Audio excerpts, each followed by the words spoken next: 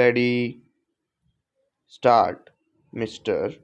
Deputy Chairman, sir, I extend to this resolution my wholehearted support, though I wish he had extended its scope by incorporating within it two more services, but then I cannot deal with that subject now. You have assured me that the matter will be taken up on a subsequent occasion. I do not know when that subsequent occasion is likely to occur. Sir, I am grateful to the Home Minister for some kind words he has said about me in regard to my interest in this subject.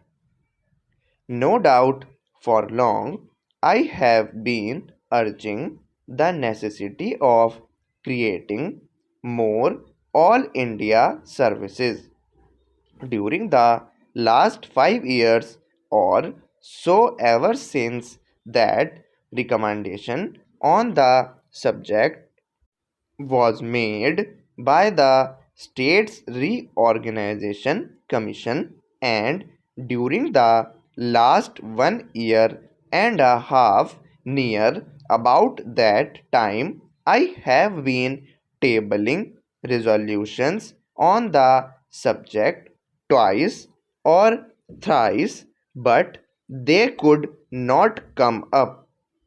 Of course, as they say, there are higher forces that govern the destiny of things, and so far as Parliament is concerned, it is the government and the undisputed sway of the chair that govern the density of resolutions.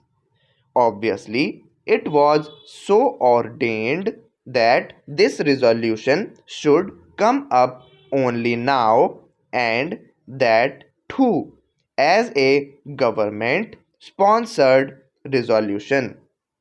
Even as it is, I welcome it most heartily and feel enthusiastic and even jubilant about it. Sir, I sincerely congratulate the Honorable the Home Minister for the tact, the firmness, the strength, and the determination which he has shown in overcoming all the delicacies and difficulties which I am sure were there in his way. The opportunity and willingness of the states were there initially, I know.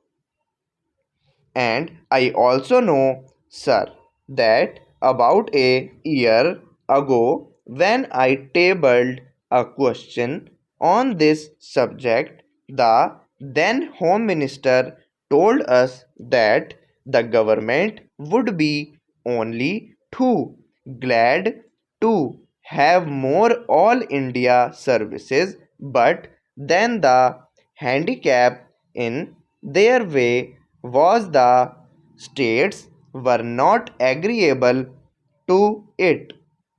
Subsequent to that, sir, about the middle of this year, I wrote to all the chief ministers requesting them to let me know their views on this subject, and I was a little unhappy to find that no chief minister replied to me saying that he was agreeable to it. One or two of them especially said that they were against it. So, all these difficulties were there in the way of the Home Minister. But I find that by his persuasion he has been able to win over all the chief ministers who, in the conference immediately preceding the last one agreed to it in principle, and in the subsequent conference they agreed to it. It appears obviously in toto, and hence we have before us this resolution supported by the chief ministers of all the states. Sir, for that I want to congratulate most sincerely and heartily the Honorable the Home Minister.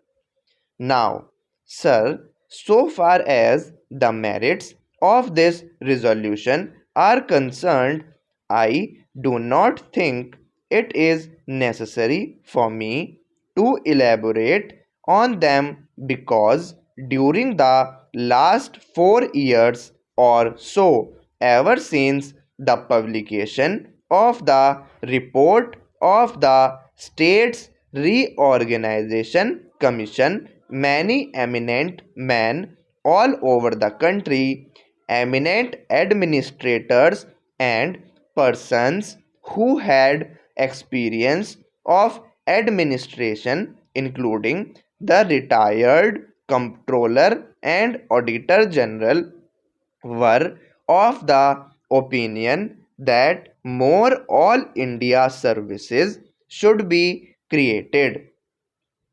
Our Honorable the Prime Minister, as also our Vice President, have on more than one occasion expressed themselves definitely in favor of having more all India services. Last year, sir, about the month of October, when addressing the Indian Police Service officers when they were going out after having had their training for a year, he expressly said that if national integration was to be maintained, it was necessary to have more all India services. That being so, I think there is not much need for us to emphasize the necessity and the utility for having more all India services.